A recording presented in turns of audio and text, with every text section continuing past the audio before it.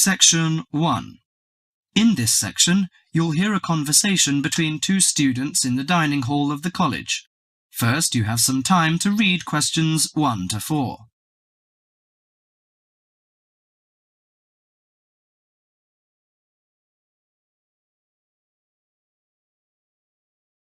Now listen carefully to the conversation and answer questions 1 to 4.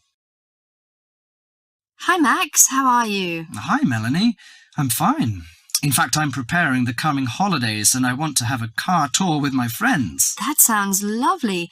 How is your preparation? Well, I haven't begun yet because I'm not quite sure how to rent a car and what the expense is like and something like this. Ha, you've run into the right person. I did the same last holiday and I can recommend it to you. I went to Avis Rent-A-Car Company, which is at 14A Dover Road, Oxford. Let me write it down. Is it DOVER? Yes, and the telephone number is 634-0963. But if you book for the first time, dial another number with extension. That is 634-0853, extension 54. Okay, thank you very much. I'll have a try.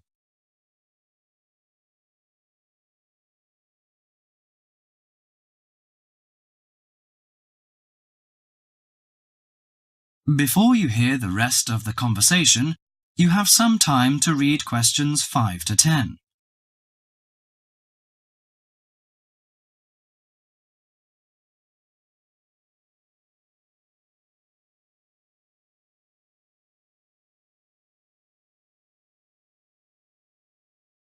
Now listen to the conversation between Max and the assistant and answer questions 5 to 10. Good morning, Avis Rent-A-Car Company. How can I help you? Hi, I want to book a car for tour.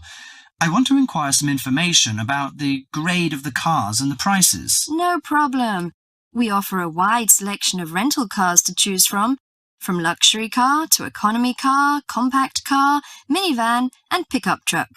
Well, luxury car is obviously out of my price range, but compact or economy is not big enough. You know, we have 7 persons together. Well, how about a minivan? It's perfect for road trips and will make your journey feel like you're in a living room on wheels. I think that's good. Well, what does it feature? I mean, what facilities does it have? Unlike most minivans with manual transmission, the rental minivan cars have feature automatic transmission, air conditioning, and AM/FM stereo. If you drive a long, smooth way, you can use the cruise control, which will save you a lot of energy. Good. How much is the price? If you rent an intermediate one, it will cost you £55 each day. If it is standard, the cost is £45 per day. I think the standard is enough. Oh, we have a special 50% discount for weekends, from Friday to Sunday. But that doesn't apply to tax, recovery fees, and optional services.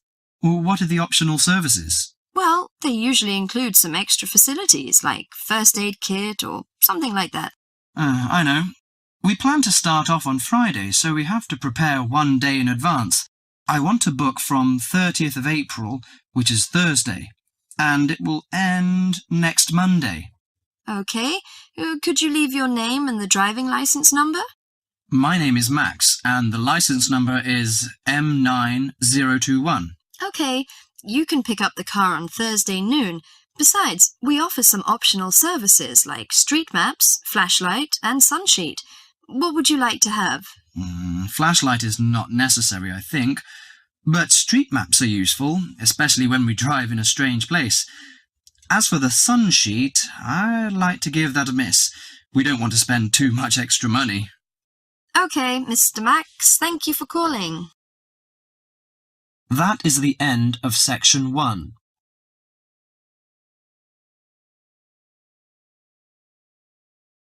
You now have half a minute to check your answers.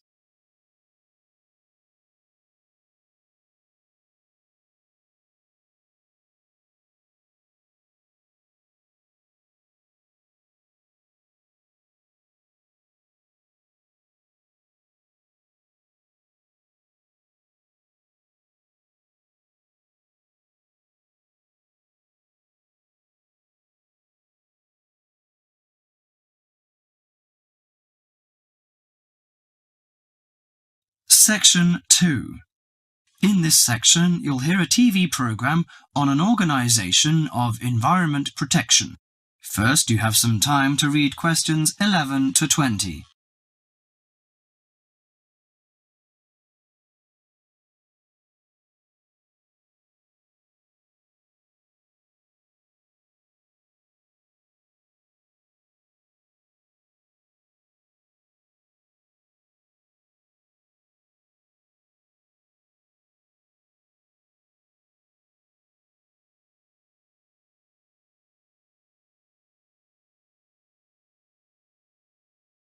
Now listen carefully to the tape and answer questions 11 to 20. Today in our studio is Sue Gent, a staff member of Clean Up Australia. Thank you, Tony. As we know, the mission of Clean Up Australia is to inspire and work with communities to clean up, fix up and conserve our environment. Now, we are launching Say No to Plastic Bags campaign. The focus is to enable shoppers and retailers to reduce the number of plastic bags handed out at checkouts. How much do you know about plastic bags? Plastic is a recyclable resource. They are manufactured from non-renewable resources like oil and gas. The embodied petroleum energy contained in 8.7 checkout bags is enough to drive a car 1 kilometre. If plastic is not recycled, this embodied energy is lost from the resource chain. An estimated 36,700 tonnes of plastic bags are disposed of in landfill sites throughout Australia each year. Australians dump 4,000 recyclable plastic bags into landfills every minute. How does plastic litter harm the environment? Many thousands of seabirds and marine mammals die every year around the world as a result of plastic litter. When the animal dies and decays, the plastic is free again to repeat the deadly cycle. There are 2 reasons that plastic bags are particularly problematic in the litter stream. Firstly, they last from 20 to 1,000 years. Secondly, they escape and float easily in air and water, travelling long distances. Now, any questions from you? How can I help reduce the number of plastic bags used? In addition to saying no to plastic bags at supermarkets, you can help reduce plastic bags at convenience stores and takeaway food shops. These retailers account for 47% of single-use plastic shopping bags. You can help in the following ways. For example, you can keep a reusable bag in your car or handbag to use for unexpected purchases. Besides, if you have placed a big order at a takeaway store, ask for the food to be packed in a cardboard box that can later be recycled. Could you tell me where I can recycle my plastic bags? Well, most larger supermarkets and local Stockland shopping centres have recycling facilities available. Remember to turn bags inside out and remove any receipts and food scraps before recycling. Contamination can cause problems in production and prevent recycled plastic from being used. What happens to recycled plastic bags? Plastic bags are recycled to make garden furniture, garden sleepers, flower pots, and new plastic bags. Should I use biodegradable plastic bags? A biodegradable product is one that breaks down safely, by biological means, into the raw materials of nature and disappears into the environment. There is currently no Australian standard for biodegradable plastic bags. This means there is no guarantee that bags will completely break down, as claimed by their manufacturer. Until an Australian standard has been developed and these bags have been tested, Clean Up Australia cannot recommend using plastic bags that claim to be biodegradable. Overall, do our best to refuse, reduce, and reuse plastic bags whenever possible. If you throw plastic bags away, tie them in a knot. This limits the chance that they'll blow out of a bin or blow away in landfills. By following a few simple steps, we can stop plastic bags from blocking our drains and creeks, injuring our precious marine life, and harming our wildlife. That is the end of Section 2.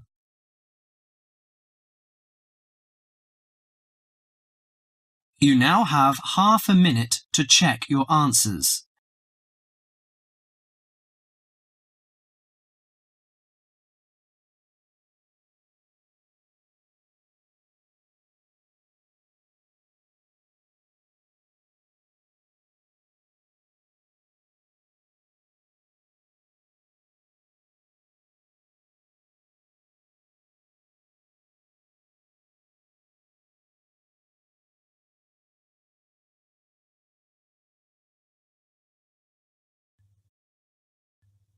Section 3. In this section, you'll hear a conversation among two students and their tutor about the presentation they are going to make at the tutorial class. First, you have some time to read questions 21 to 30.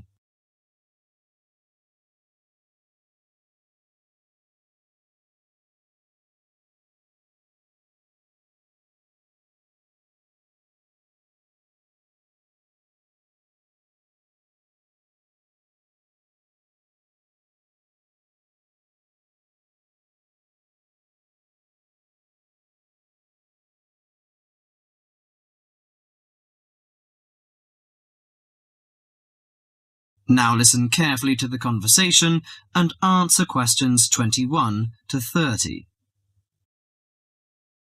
Right, Jason and Karen. How are your presentations for the next tutorial class? I feel a bit nervous. I haven't done that before. Although many of my classmates in the same tutorial group have finished theirs. But I think them a little uninteresting because they just read out their notes. I hope mine will be more attractive. It seems you have a higher demand for yourself. As for me, I have no sense of uneasiness because I made one last semester, but I feel no sense of satisfaction about it. It lacked strong arguments, I think. How much did you get for the last presentation, Jason? 83% actually, but my goal for the next one is over 87%. It's pretty good. What is your topic for this one? Strategies for reading. I feel my biggest problem is in the reading speed, rather than vocabulary, which is most students' problem, though. I am slow, especially in reading articles on my major courses. They are complex and dull. Have you found any effective methods? Well, I am not quite sure. I suppose to skim the books or articles is a good approach. Yes, by skimming the book first, you get the choicest parts. It saves a lot of time.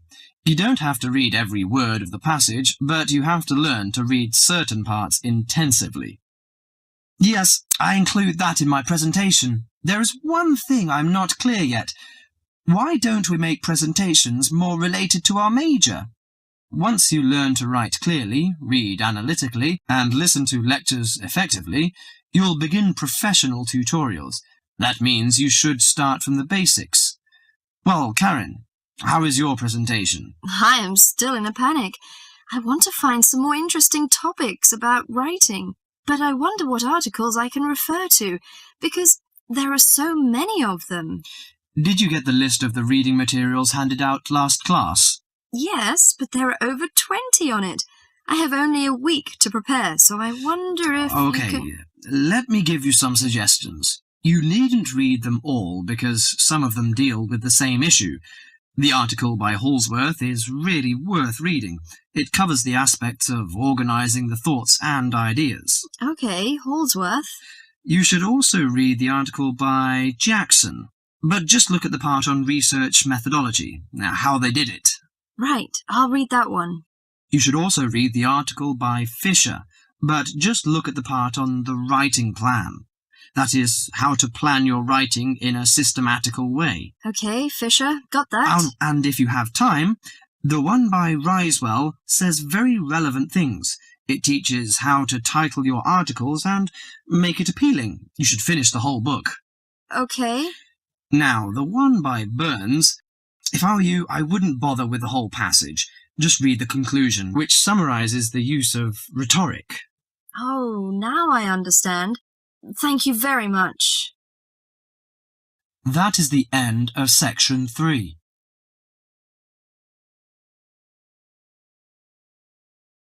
You now have half a minute to check your answers.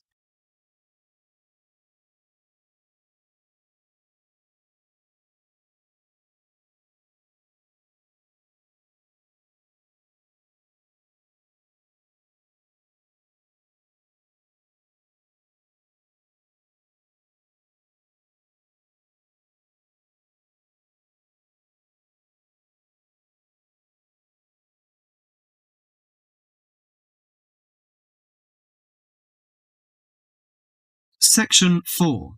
In this section, you'll hear a lecture on coral reef. First, you have some time to read questions 31 to 40.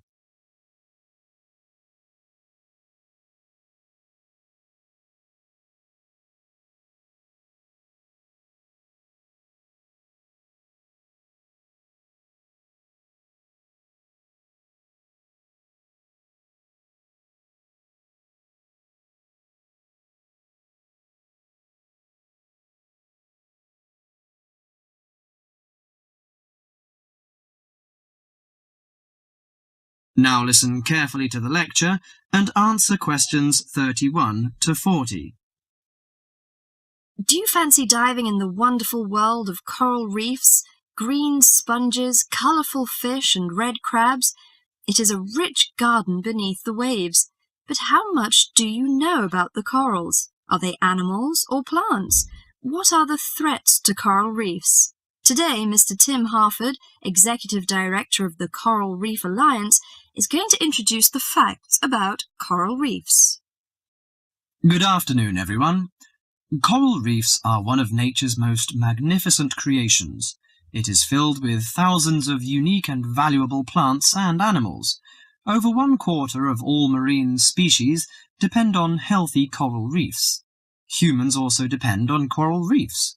These marine ecosystems are the primary source of food and income for millions of people, a vast repository of valuable chemical compounds and medicines, and a natural wave barrier that protect beaches and coastlines from waves and storms.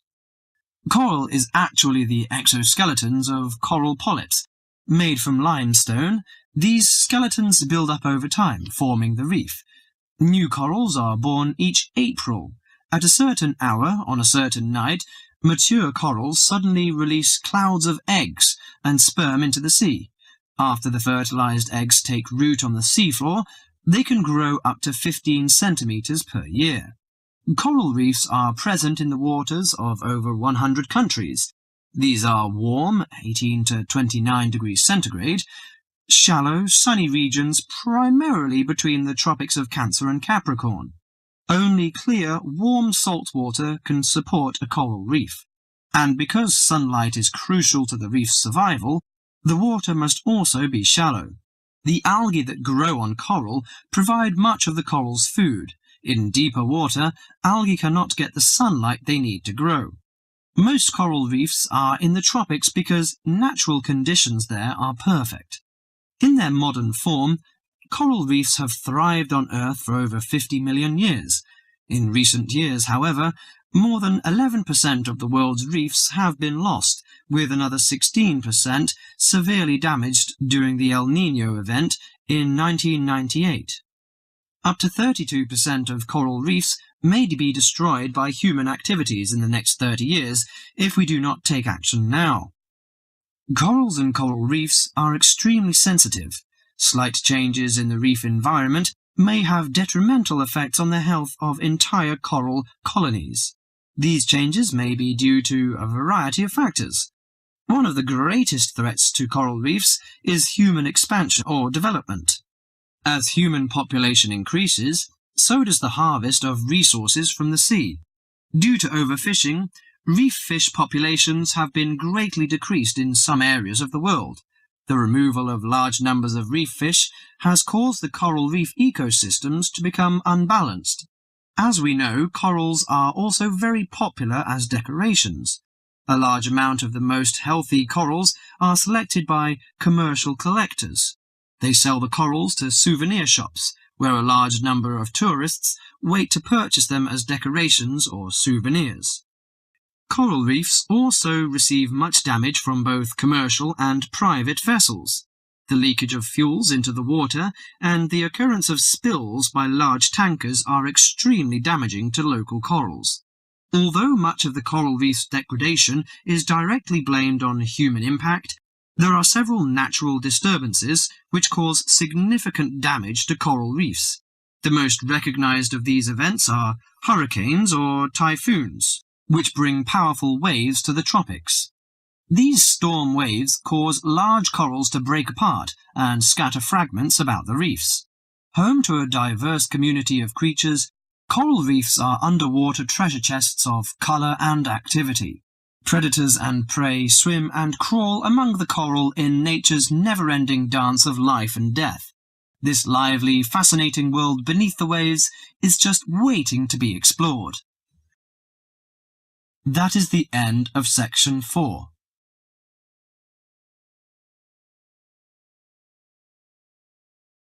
You now have half a minute to check your answers.